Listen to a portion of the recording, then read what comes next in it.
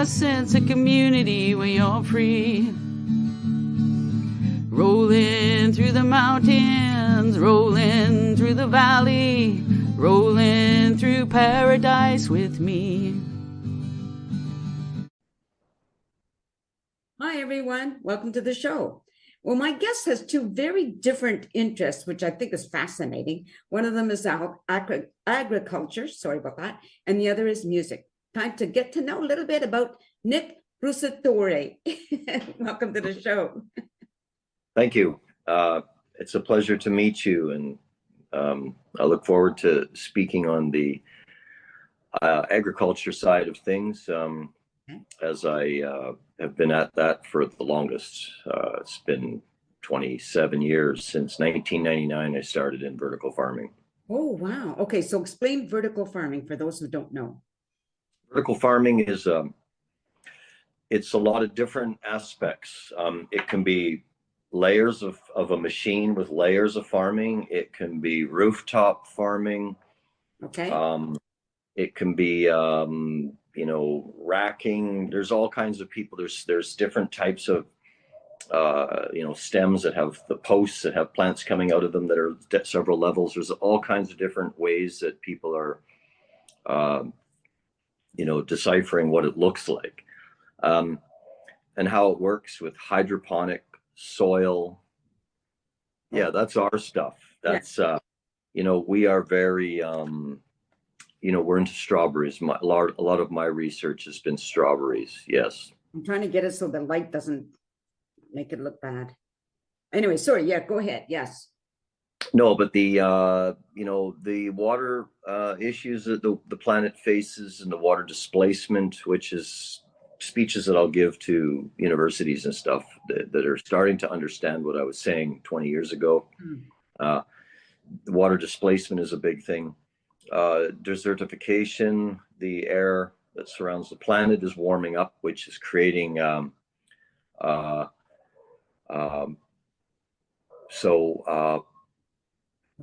we're pretty much we have a lot of issues that agriculture must change. Right. And vertical farming, whether it's us or somebody else, is an opportunity for change, with less water waste and usage, more control over the mediums such as soil and the various things that the plant's growing, or no medium at all. Depending on the quality of the plant that you produce will decipher the type of method of production, using sun radiation or artificial lighting, incandescent lighting. Is it any different? Sorry, is it any different from hot house growing? Well, hothouse growing is, tomatoes, cucumbers, peppers. They're commodified, and they're generally in a greenhouse, and the heat is good, and they grow very tall, and they harvest them, as the plant produces metabolically, and then they replant seasonally, and it's similar to hothouse. What we do is in a greenhouse, so we have towers, trees that are full of plants that are in a greenhouse. I like the idea of using the sun as heat and radiation for photosynthesis. I also like the idea of using the cold air in British Columbia that we have at night in order to bring humidities and temperatures down, to create a special metabolic movement in the fruit or product that we grow for maximum flavonoid and sugar capacity production. And so the way that we've created to do things, and the way the reason our strawberries and our lettuces and things look the way they do and taste the way they do, is largely because of the way that we do it. And when you can pick a strawberry and have it in a cooler and quickly cooled within minutes of being picked, and then on the shelves that afternoon, that's the model for strawberries. If you want really high-end quality strawberries, if you want to ship them from Argentina to Canada, you're going to get a different quality of strawberry, I'm afraid. Right. I agree. Yes, I agree. So when did you become first interested in it? Oh, back in 1999. And how did it come about? I was doing a lot of stuff in movie industry that you've seen in large movies. I've designed and built for a lot of movies. And I got tired of doing that, and an opportunity came along in the cannabis space for these cabinets that you plug into the wall. They were light tight, smell tight. You could grow weed in your living room and nobody would know. And they are all CSA approved. And so that's what started all my agriculture excitement.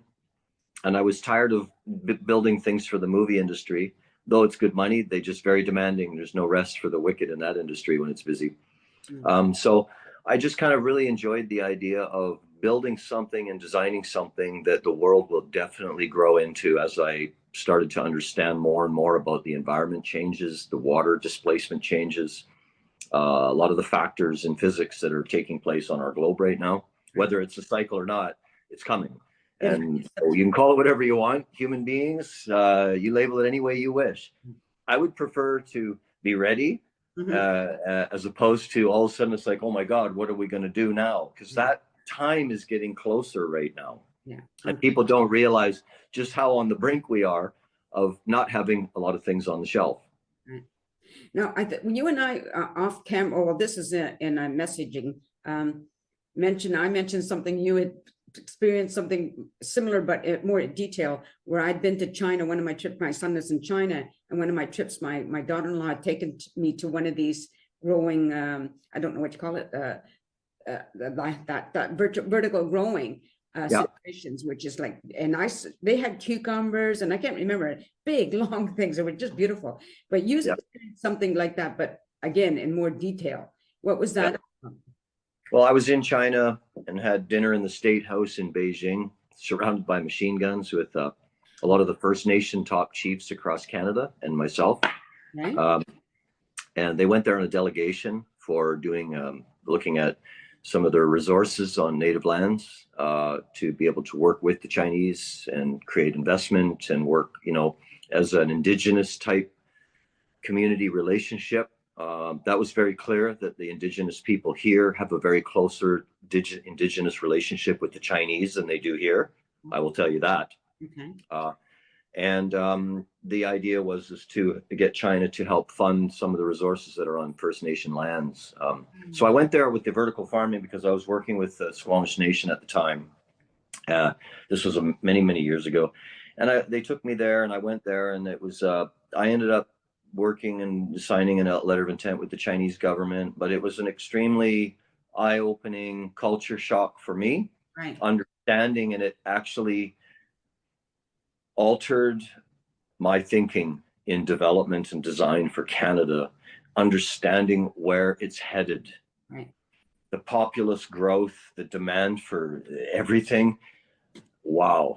That's what I saw. Canada's a very immature young country that's going to be flooded with very rich immigrants, which is what we represent, right? We are not a racist. We are represent all nations, but they're coming, and we are going to be populated, and our water and our trees and our fish and our everything are going to be exploited to the max.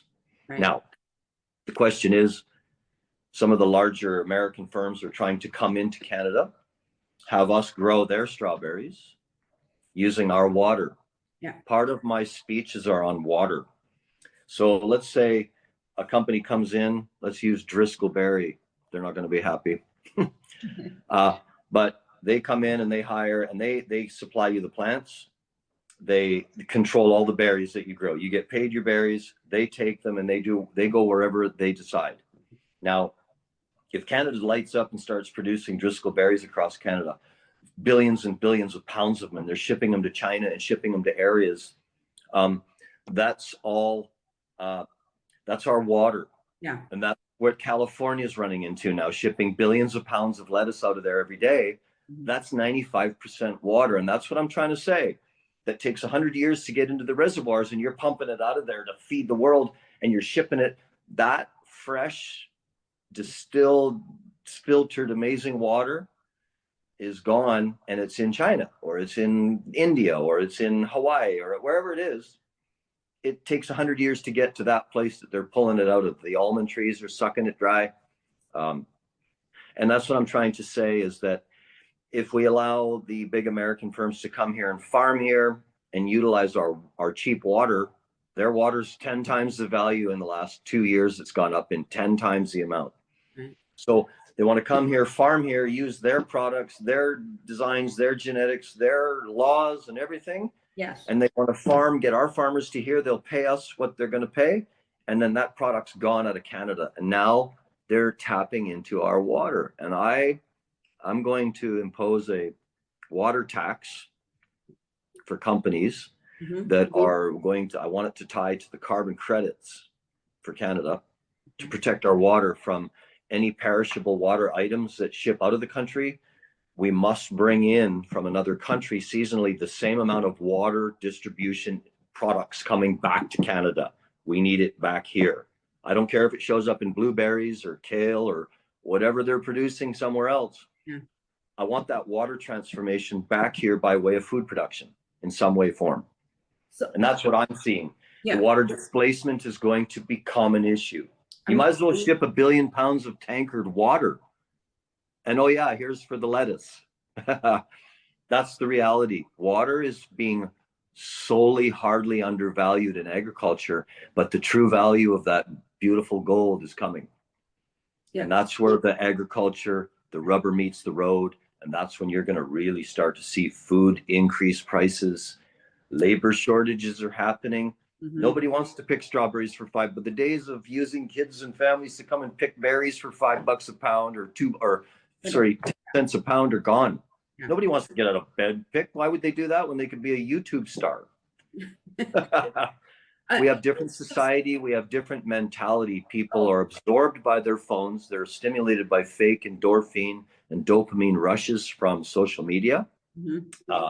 Everybody's an expert on everything. And we're forgetting what the reality of where you stand right now, because reality is not in your phone. Reality is where you're standing and what's going on around you. And you better start paying attention because your phone ain't it. That's where I come from. Yeah. You know, one of the things that I agree with you 100%. Like one of the things we don't talk about is what company is it that uses our water, bottles it, and then sells it back to us. Well, let me explain that deal to you the way I see it. Nestle, the company as you're referring to, they did a really extraordinary deal for Canadian water with us. Okay. It was literally a stupid giveaway. It's like 2 cents per 10,000 gallons. It's a stupid number. Now, I'll give you two choices. The Americans and the Canadians decided to whore out, if you will, Nestle, rather than have a civil war over our water. The Nestle company is going to take a beating publicly, and we're all going to beat on them. The Americans are doing this, and we're going to whine and cry.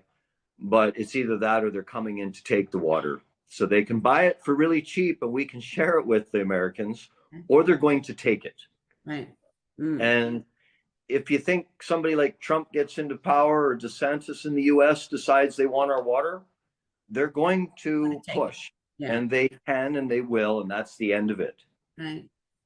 So that's what we're dealing with in Canada, though we're a very wide open nation and everybody has, we're intermingled globally. Nobody wants to hurt Canada. But let me tell you this, when human beings become thirsty and hungry, we become like any other animal on this planet that will kill or be killed. Right. Just understand that. That's the bottom line. Yeah, we're democracy. We all love and we have these feelings and everything. Have you ever seen a hungry mother that has no food for her children?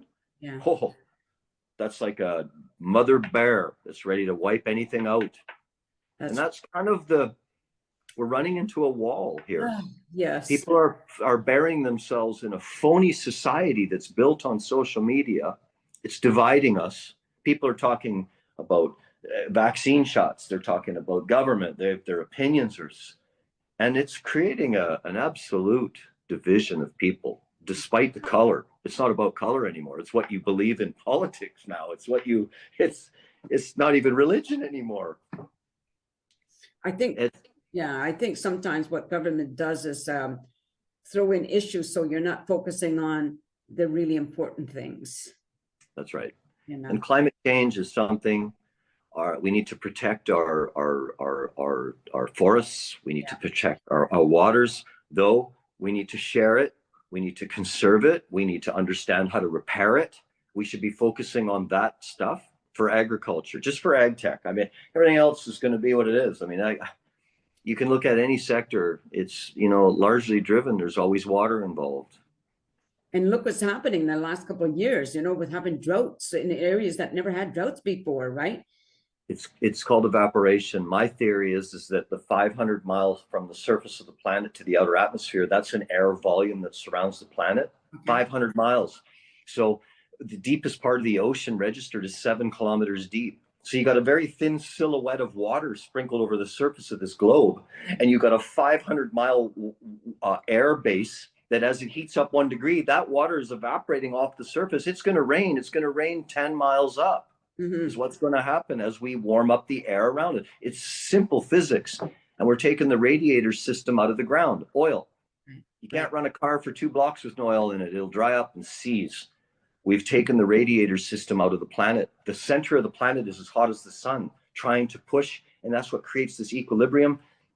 But the heat now from the center is starting to get through those massive oil shields that dissipate without expansion, and it dissipates that heat and keeps a standardization of equilibrium around the planet for the heats and the humidity levels and the condensing levels, largely for our water, which is a recycling program.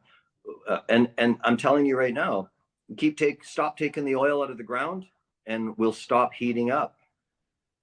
It's the radiator system, and I believe that. And I believe that the air that surrounds the planet is going to be what takes the water away from us. Right. So here's the $1 million question. How do you get the authorities to listen and to take better action? Because I hear that Canada, when it comes to the carbon footprint and the thing about doing it by such and such, I hear that we're one of the 10th worst or something like that. Yeah. You really notice it in countries that are very concentrated in cities and with not a lot of resources and land and treed areas. The air that surrounds them is really rough. So it's very, very apparent. We still are glorified with a lot of trees and a lot of airflow and cooler temperatures, which dissipates a lot of the stuff. But it's only a matter of time. Desertification is catching up. We lose the size of Italy every year in ag land. Every year to desertification. Yeah, it's a good point. How do we get the government? They are listening. Lake Mead is as low as it's ever been in the history of mankind. Pretty soon they're not even going to need the Hoover Dam. That's where Nevada and Arizona gets their water. It's going to be a mud puddle soon. And the Colorado River doesn't even run into the ocean anymore. It runs right dry, dead. Wow. They're fighting over water rights there, and there's going to be nothing left here over the next 5 years anyway. Yeah, yeah. And that's kind of, you know, they're seeing it, the evaporation, and we're consuming it. And we're, you know, water is tied to agriculture, and it's going to prevail over agriculture. Water is going to be the gold. Right. And one of the things another issue I see is we keep increasing our population everywhere, you know? And the more we increase, the more we need, the more land we take over, the more we're going this way. Like Chilliwack is an area where our buildings can only be so high. You know, like I think 6 stories is the max. And I'm thinking the problem with that is that we're using up agricultural land all the time as well. You know, we have to start looking up what is our other option? Because as agriculture land increases in value in British Columbia at $200,000 an acre, it's too expensive for agriculture land now. The economics don't wash out in BC anymore. Right. They don't, or Ontario. Mm-hmm. It's too expensive. So you combine water with astronomical land prices. What do you think that does to the price of food? And then can you get any Canadian kids to get out of bed and go pick strawberries for $15 an hour every day? Good luck. Yeah, absolutely. Well, and do a good job. Depressing conversation we're having, you know, unfortunately. The good thing is that the vertical farming stuff helps to slow that down, and it is part of the solution. I don't mean to be, you know, doom and gloom, but you need to understand how the water correlates with the agriculture and why you're about to see significant food increase prices, high demand on everything because they can't produce it the way they used to, and heavy disease riddled issues globally in fields, heavy disease riddled. Yeah, so I like the idea of that, of your solution. I think it's a wonderful idea. I'd like to see more of them happening, and I imagine they will start happening, right? Yes, yeah. I support, and I'm looking to work with a lot of people, that are in the industry, whether they've failed from trying. And when you try and you're working on new technology, if you fail, it's not really a failure. These are people that have learned things, right? Yeah. And I support the people that are learning and that want to do and support vertical farming and get the job done and do it right without the hypey. No, we're focused on just what works, what's going to work economically, numbers wise, hard numbers. And I support that issue. I don't, just because you have a garage and you throw some racks in there and you're going to grow microgreens, you're not in business. You're out of business real quick. Sell them to your next door neighbor, your block for high prices, because it's not like that. Yeah. It's not what people think. Okay. And it's still a very tough industry to survive in and make it happen, because there's costs. The true costs of associating with greenhouse production and all these new methods is showing in the new costs, and they're trying to pump out stuff. You can't sell, a head of lettuce for 50 cents or a buck. Yeah. You need $3 or $4 a head from indoor stuff, and they need to sell it for $6, $7 a head, because that's the new cost. Yeah. You just got to get ready for the new pricing so that farmers make money. If the farmers don't make money, the taxpayers got to subsidize the farms through Health RevCan or whatever. What's the difference? We're going to pay. The problem with that is, like, for like, I'm on a fixed income. I'm a senior. I'm on a fixed income. I do this, what I'm doing now. This I do. I don't get paid for this. It's a volunteer thing. As those prices go up, I'm going to have struggled to eat. That's the unfortunate thing. There's always there's a good thing and a bad thing. That's happening, right? Yeah. Some people will do well if you've got money. It doesn't. You're going to be okay. But if you don't have those finances, because I know now people in my area anyway, there's volunteer associations that actually feed some of the seniors who can't afford to buy food. Yeah, no, that's happening in a lot of places now, and it's getting very difficult. What I'm thinking is though, not a lot of vertical farmings have actually cracked the nut and become profitable, and actually have been the one that everybody goes charge. Yeah. I'm hoping we are. And once the world, or Canada at least, has one that's working and it's making money and it's now part of the economy, you'll see how fast the shortages and the usage, and it'll go bam, and we'll have excess, we'll have extra, we will be okay.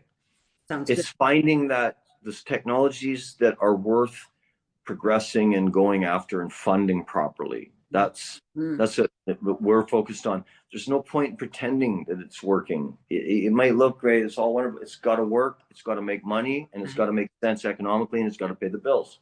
You do that, the company that gets that done will roll across Canada so fast, and you will have romaine, kale, spinach, strawberries, yes. And we grow the hothouse products already, but those some more staple type, very high perishable items are key. Yeah. Well, it all sounds good. And I would love to see it expand. Oh, and just one final note. This is to people: stop with the lawns already. Stop growing grass. It's like just to make your land around your house look pretty. And I mean, it's just such a waste of water and a waste of time when you could be growing food. Period. Yeah, you see, the thing about in certain areas, here, we have water issues. We do have a lot of water here, but trust me, the evaporation is still the same, and it's still changing. And the water goes away real quick when your air that surrounds the planet heats up. Mm-hmm. It evaporates real quick. It evaporates before it comes down. Yeah, I hear you. Yeah. It's not something I never thought about, really, so I'm glad you brought that up. Actually. Well, the physics are very strong to me. You got 500 miles of air volume that surrounds the planet, and a very thin silhouette of water. And as that air heats up, right, it's going to expand and absorb all the water off the planet. Right. Wow. Okay. Well, just one final word of encouragement to everybody, please. Take it away. Yeah. Well, vertical farming is one of the solutions to help with food. It will create jobs. It will conserve our water. It will allow for very high quality food security and certainty amongst certain products. And I think as Canada and other countries develop, and we continue. Affinor, our company, will make this tech available for technology transfer from Canada to help support other nations and other countries. That's what we're here for. We're excited to slow the water usage down globally, not just Canada, globally. Now, do you have a website for your company? Yeah, www.affinorgrowers.com. Say that again, www. what? Affinor Growers, AFFINOR. Growers. Growers.com. Yeah. Okay, I'll make sure people can see that and they can check it out and get involved or find out more information, whatever they need to do to fix things so that we're not using up all the water so much. As you said, we can use less water. If we can do that, let's do it and still eat good food. Exactly. And we can. That can be done. It's just going to be a little more expensive on people's pocketbooks for the beginning. Yes. Okay. And as the technology catches up with the times, these things can now begin to suppress a little bit. The competition will become greater, which is good, which is a good thing. It keeps things in check. Right. Well, thank you, Nick. Just on camera, I just want to thank everybody for watching this show. And again, I'm going to put the website so you can check it out for yourself and get the information you need. If you're a business or if you're looking to go into any kind of new business that involves food, this might be your thing. So hopefully you'll do that. And in the meantime, everybody, peace out. A sense of community, Chilliwack's a place to be. A sense of community where you're free. Rolling through the mountains, rolling through the valley, rolling through paradise with me. It's multicultural, you're sure to see it all.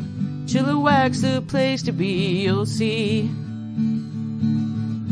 Come party in the park, go dancing after dark.